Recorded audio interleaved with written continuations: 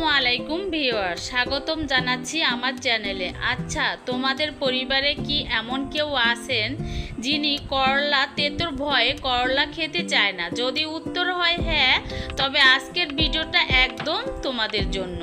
আজকে আমি তৈরি করে দেখাবো একেবারে ভিন্ন স্বাদের করলার রেসিপি। এমন এক রেসিপি যা একবার বানালে পরিবারের সবাই চেয়ে চেয়ে খাবে, আর গ্যারান্টি দিয়ে বলছি তোমাদের কাছে রেসিপি জানতে চাইবে। তো বন্ধুরা, চলো কথা না বাড়িয়ে শুরু করা যাক এই মজাদার করলা, আলু আর ডিমের রেসিপি। তো দেখো, আমি কিন্তু প্রথমে করলাগুলো একটু গরম পানির মধ্যে দিয়ে দিলাম। এখানে কিন্তু অফ ক্যামেরায় পানি দিয়েছি, আর পানিটা কিন্তু একটু মোটামুটি গরম হয়ে এসেছে। সেই পর্যায়ে কিন্তু এই করলাগুলো দিয়ে দিলাম। এখানে আমি 60টা করলা নিয়েছি। তোমরা চাইলে আরও কমিয়ে বাড়িয়ে এই রেসিপিটা তৈরি করে নিতে পারো। এই রেসিপিটা একটু বেশি করেই তৈরি করে নিবে, কারণ এই রেসিপিটা এত মজাদার হয়, যারা করলা না খায় তারাও কিন্তু চেয়ে চেয়ে এই রেসিপিটা খাবে। তো রান্নার মধ্যে কিন্তু একটা সিক্রেট রয়েছে। তো কিভাবে এই করলার তেতো ভাবটা এবং কিভাবে এই লোভনীয় করে তোলা যায়, সেই সিক্রেটটা কিন্তু ভিডিওর শেষে। তো ভিডিওটি স্কিপ করবে না, তাহলে কিন্তু বুঝতে পারবে না। তো দেখো, করলাগুলো কিন্তু একদম 100% থেকে 30% পর্যন্ত আমি সেদ্ধ করে নিয়েছি। আর এই তো পানি থেকে তুলে নিলাম একটা জালির সাহায্যে। এখন এই পর্যায়ে চলে যাব। দেখো, এখানে কিন্তু অফ ক্যামেরায় আমি আলু ছিলে নিয়েছি। এখানে আমি 2টো আলু নেব।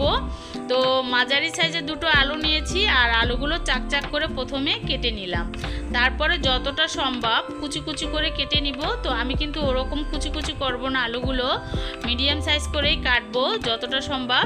তো দেখো, লেয়ারগুলো সুন্দর করে সাজিয়ে এভাবে কুচি কুচি করে কেটে নিচ্ছি। তো বন্ধুরা, ভিডিওটি দেখতে দেখতে যারা এখনো একটা লাইক দিতে ভুলে গেছো, একটা লাইক দিয়ে যুক্ত থাকো। তো দেখো, আলুগুলো কিন্তু আমার কাটা হয়ে গিয়েছে।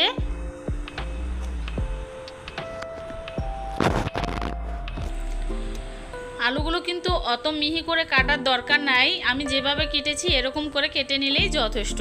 তো দেখো, আমি কিন্তু করলাগুলো ঠান্ডা করে আর এই তো মাঝখান থেকে ফেরে বিচিগুলো বের করে নিচ্ছি।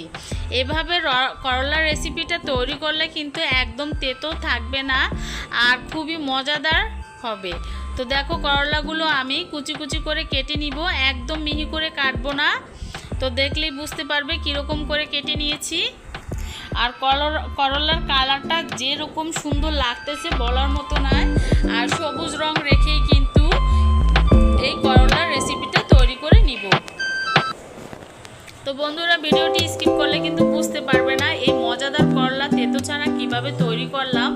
তো ভিডিওটির সঙ্গে থাকো শেষ পর্যন্ত। তো দেখো, করলাগুলো কিন্তু আমার কাটা হয়ে গিয়েছে। কিভাবে কেটে নিয়েছি দেখেই বুঝতে পেরেছো। তো একটা বলের মধ্যে তুলে নিলাম।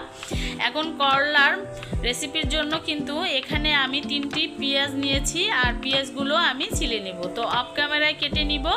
আর এই পর্যায়ে দেখো, সবগুলো কিন্তু আমার কাটা হয়ে গিয়েছে। পেঁয়াজ, মরিচ তো সবই কিন্তু অফ ক্যামেরায় কেটে নিয়েছি। এই পর্যায়ে এখানে দেখো একটা প্যান বসিয়ে দিয়েছি, আর এখানে সরিষার তেল অ্যাড করে দিলাম। তোমরা চাইলে এখানে কিন্তু সয়াবিন তেলও ব্যবহার করে রান্না করতে পারো। তো তেলটা গরম করে যে করলাগুলো কুচি কুচি করে কেটে নিয়েছিলাম সেগুলো কিন্তু তেলের মধ্যে দিয়ে দিলাম। এখন কিন্তু এই তেলের মধ্যে দিয়ে করলাগুলো আমি ভেজে নিব। হালকা ব্রাউন কালার করে ভেজে নিব করলাগুলো, যাতে সবুজ সবুজ থাকে। সেই অবস্থায় কিন্তু করলাগুলো তুলে নিতে হবে তেল থেকে। তার আগে কিন্তু আমি এখানে আধা চা চামচের মতো লবণ দিয়ে দিলাম, যাতে করলার মধ্যে ঢুকে যায়। যেহেতু করলাগুলো ভেজে নিচ্ছি, এই পর্যায়ে কিন্তু এখানে অবশ্যই লবণ দিতে হবে।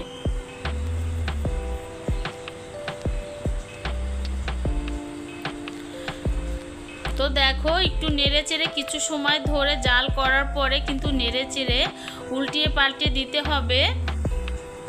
আর এই তো স্বাদ মতো দিয়ে দিলাম লবণ।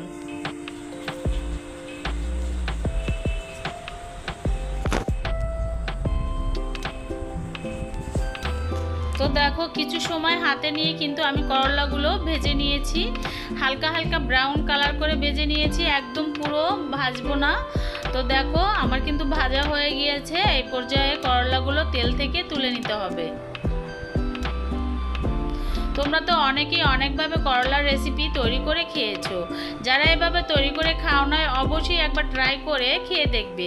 100% গ্যারান্টি দিয়ে বলতে পারি এভাবে যদি করলার রেসিপি করে খেয়ে থাকো একটু তেতো লাগবে না। যারা করলা খায় না তারাও কিন্তু বলবে এরকম রেসিপি বারবার চাইবে। তো দেখো আমার কিন্তু করলা ভাজার পরে এখানে আলুগুলো আমি ভেজে নিব তেলের মধ্যে। তো আলুগুলো ভাজতে কিন্তু ওরকম তেল লাগবে না। আর এখানে আরও একটু 1 চা চামচের মতো তেল দিয়ে দিলাম। এই পর্যায়ে এখানে আমি আরও কিছু অ্যাড করব। তো কিছু সময় ধরে হালকা করে আলুগুলো ভেজে নিতে হবে তার আগে। তো ভিডিওটি স্কিপ করো না, আরও কি কি উপকরণ দিলাম, কি কি মশলা দিলাম দেখতে থাকো। তো দেখো এখানে কিন্তু আলুগুলো উল্টিয়ে পাল্টিয়ে হালকা করে একটু ভেজে নেওয়ার পরে কিন্তু এখানে অ্যাড করে দিব পেঁয়াজ। তো এখানে আমি কিন্তু 3টা পেঁয়াজ নিয়েছি ছোট ছোট, আর কাঁচামরিচ নিয়েছি, এগুলো কিন্তু আলুর সঙ্গে ভেজে নিব। তারপরে দিয়ে দিলাম আবারও স্বাদ মতো লবণ পরিমাণ মতো, যেহেতু ওখানে আমি করলার মধ্যে লবণ দিয়েছিলাম তো সেই অনুযায়ী এখানে লবণটা দিতে হবে। তারপরে দিয়ে দিলাম 1 চা চামচের মতো হলুদের গুঁড়ো, আধা চা চামচের মতো মরিচের গুঁড়ো। সবগুলো উপকরণ ভালোভাবে আলুর মধ্যে মিক্স করে সুন্দর করে ভেজে নিতে হবে।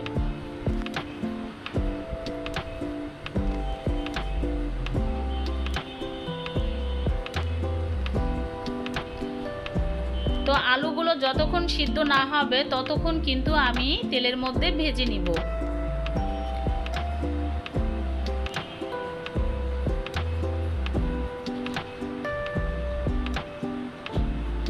তো দেখো আমার কিন্তু আলুগুলো প্রায় 50% মতো ভাজা হয়ে গিয়েছে এবং সেদ্ধ হয়ে গিয়েছে। এই পর্যায়ে কিন্তু এখানে আমি একটা ডিম দিয়ে দিব। তোমরা চাইলে ডিমের পরিমাণটা আরও বাড়িয়ে নিতে পারো, 2 থেকে 3টা 4টা, যে যত ডিম দেবে তত কিন্তু খেতে মজাদার হবে। তো আমি এখানে একটা ডিম দিয়ে দিলাম।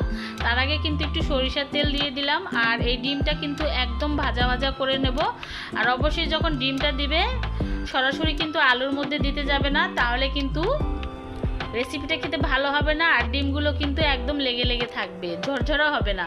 তো দেখো এদিকে কিন্তু ডিমগুলো আমি একদম যতটা সম্ভব একটা খুন্তির সাহায্যে এভাবে কুচি কুচি করে কেটে দিচ্ছি, যাতে একদম ঝুরা ঝুরা হয়ে যায়। তো খুবই সুন্দর একটা ফ্লেভার বের হবে। আর এই তো ডিমগুলো কিন্তু ভাজা হয়ে গিয়েছে। এই পর্যায়ে যে করলাগুলো ভেজে নিয়েছিলাম সেই করলাগুলো দিয়ে সবগুলো উপকরণ একসাথে মিক্স করে আরও 5 মিনিট ধরে জাল করে নিব, একদম ভাজা ভাজা করে নিব।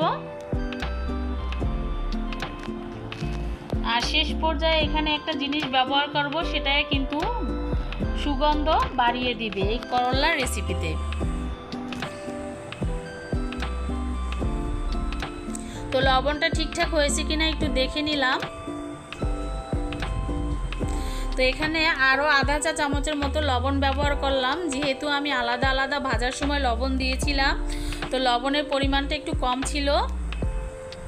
সেই ক্ষেত্রে এখন শেষ মুহূর্তে গিয়ে আবারও আধা চা চামচের মতো লবণটা দিয়ে দিলাম।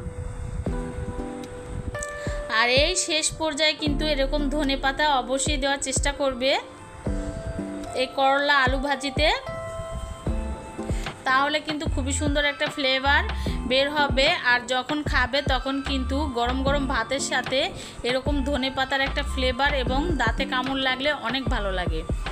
তো দেখো করলাগুলো কিন্তু প্রায় আমার রান্নার শেষ পর্যায়ে, ধনেপাতা দিয়ে এখন নামিয়ে দিব। তো চলো গরম গরম পরিবেশন করে দেখাচ্ছি কতটা লোভনীয় হয়েছে।